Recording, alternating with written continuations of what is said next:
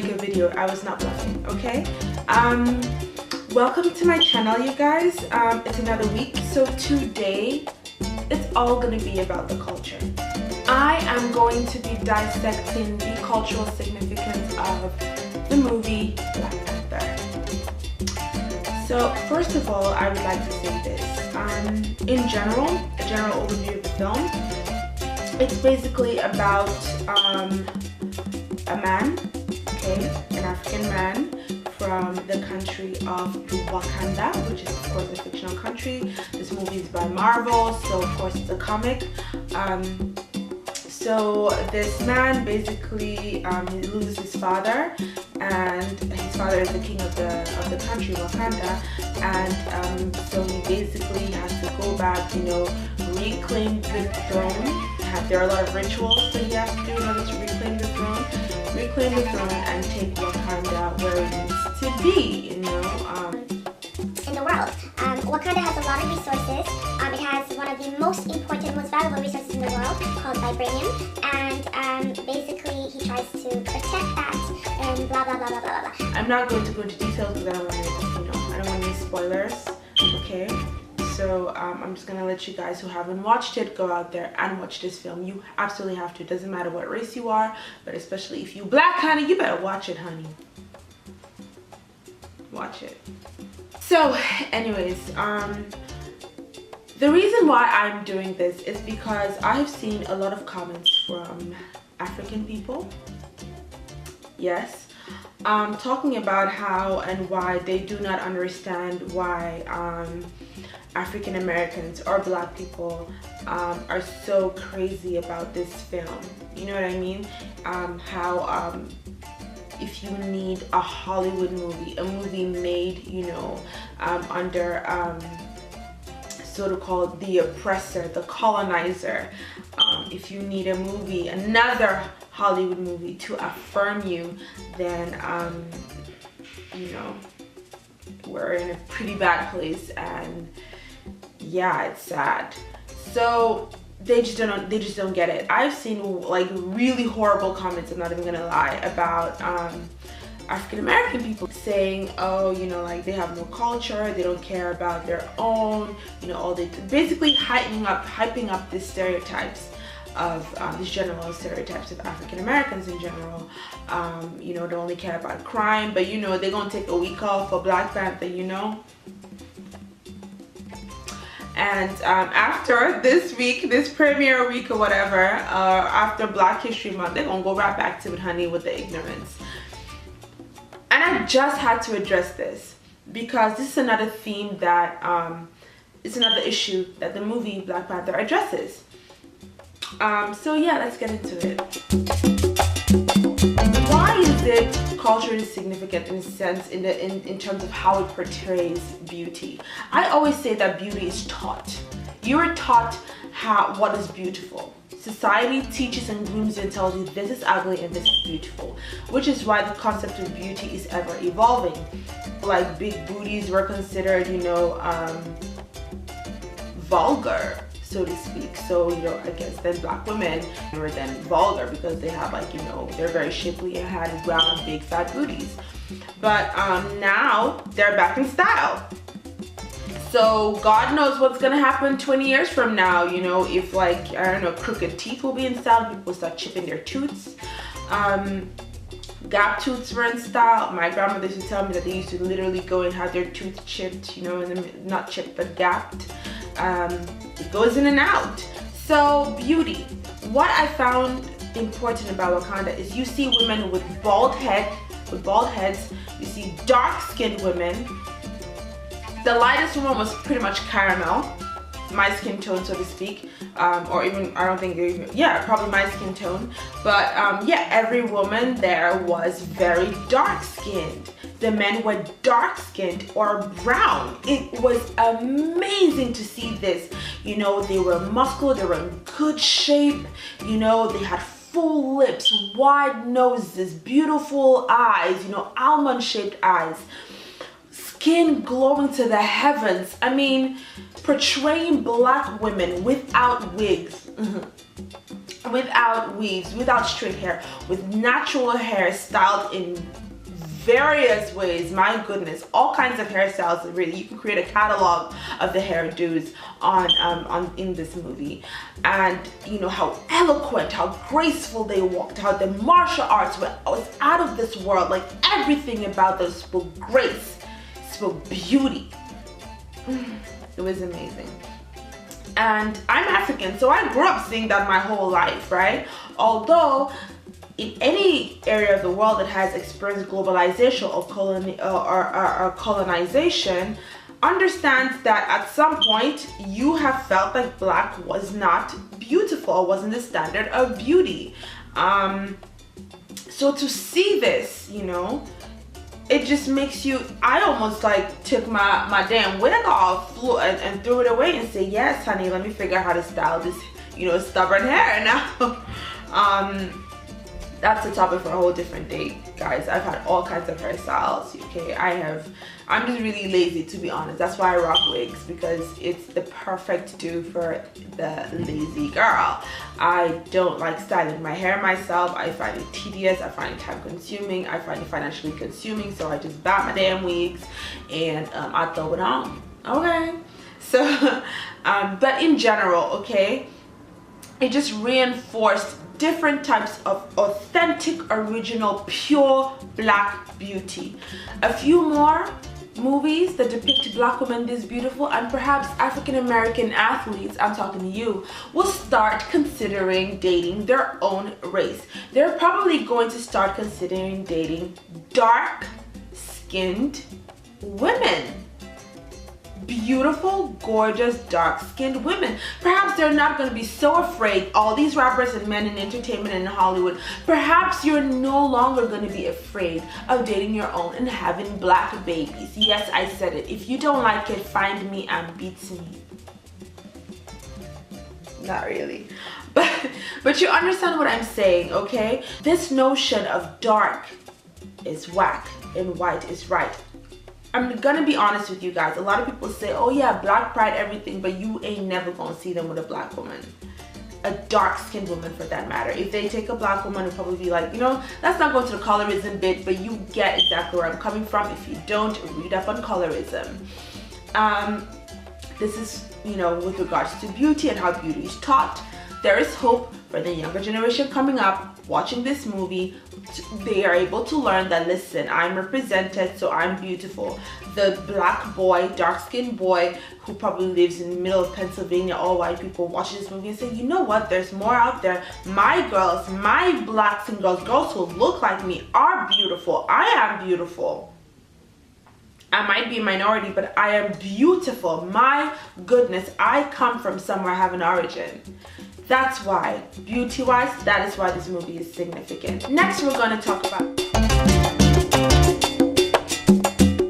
a lot of people who grew up in the African diaspora, which means not you, honey, who is Nigerian or who is African, born and raised in Africa, and then teleported or transported yourself to different areas of the globe. No, not you. Not you, Mr. or Mrs. who grew up maybe in the diaspora, but grew up in privilege, where you saw black people thrive. Grew up in a community where you saw a lot of doctors, maybe your parents were highly educated, or maybe had a lot of money, you had a lot of privilege, you saw a lot of black people doing well. This is not for you. This is for people, Africans who in the diaspora, people who are descendants, especially of slaves, you know, people who are descendants generations and generations back of slaves, who were forcefully put in this, you know, who were forcefully put wherever they are outside of Africa.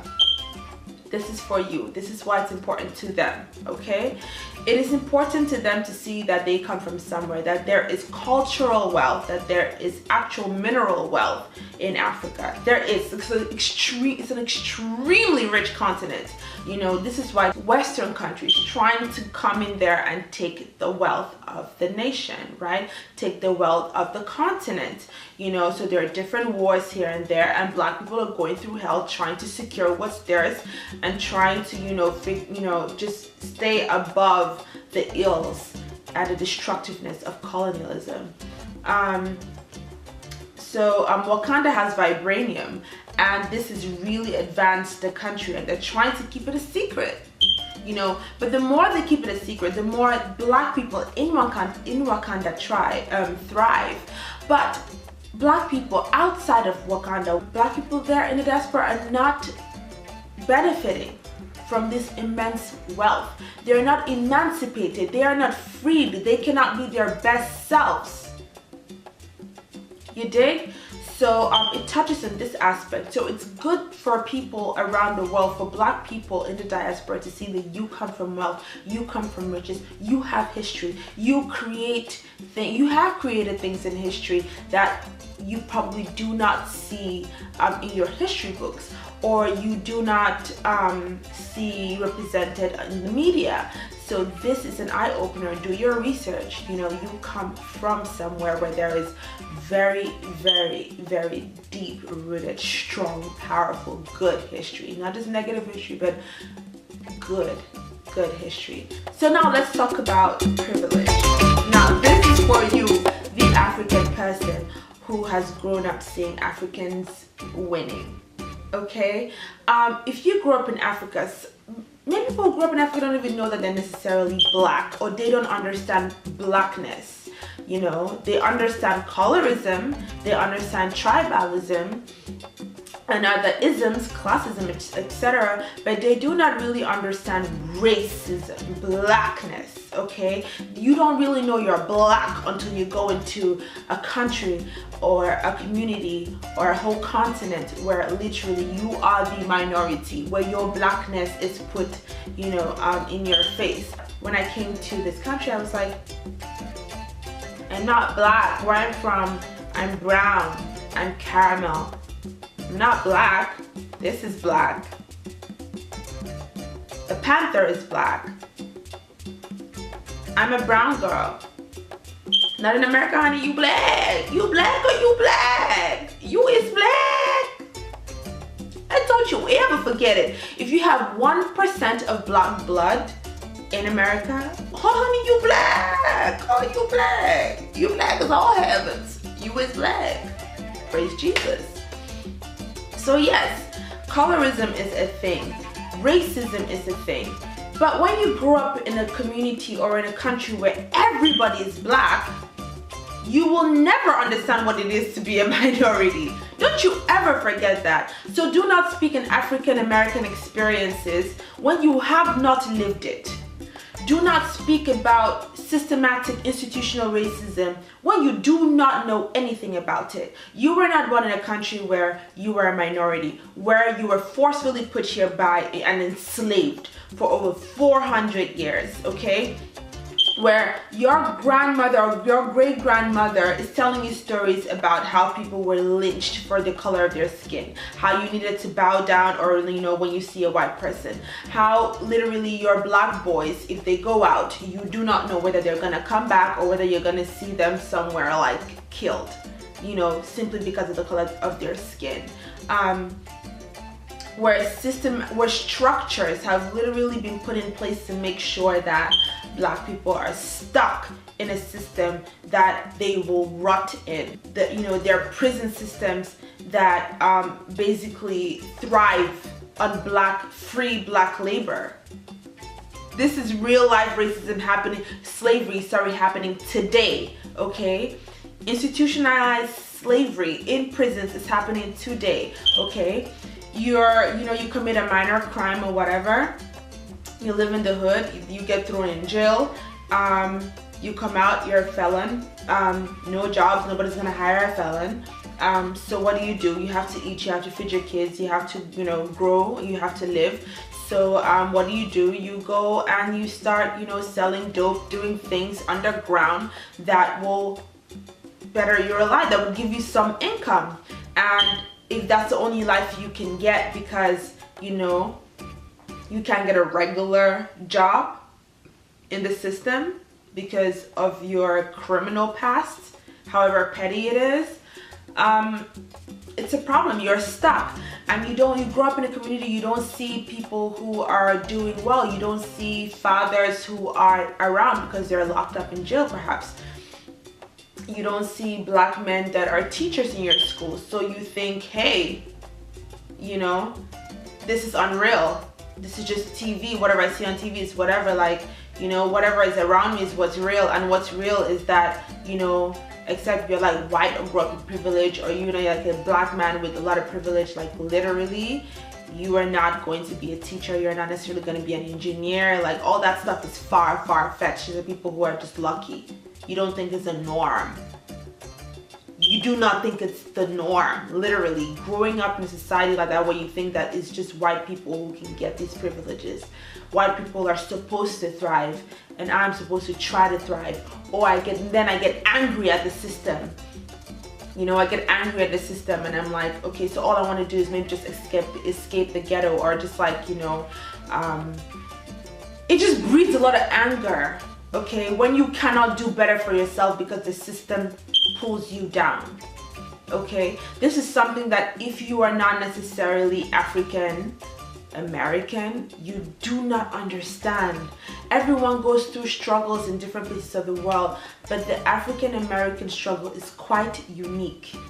It's very, very unique, and there are a lot of ways in which the system is structured to pull them down. If you do not understand this, read up on it. Really, read up on it and stop perpetuating stupid ass stereotypes because, excuse my Japanese, stupid stereotypes because you do not understand where they're coming from. And these are not excuses, mind you. You need to first of all understand the reality of it. Yes, we will all have to grow out of it. We cannot be, you know, African Americans are not going to be stuck forever. This is why movies like this are important, to show them, to show children growing up in the hood and everywhere that, listen, there is a way. You need to fight to stay above ground. There is a way to make it, to thrive, because you come from something and you are expected to excel. Period. You are expected to excel. Wakanda expects you to excel. I expect you to excel. Black people everywhere expect you to excel. Okay? So I wanted to definitely talk about that privilege. Check your privilege, honey. Always check your privilege. Be a little bit introspective. Alright? Before you go out there judging, you know, African Americans or other people in general. Be introspective. Next. Killmonger was the African American in the film Black Panther.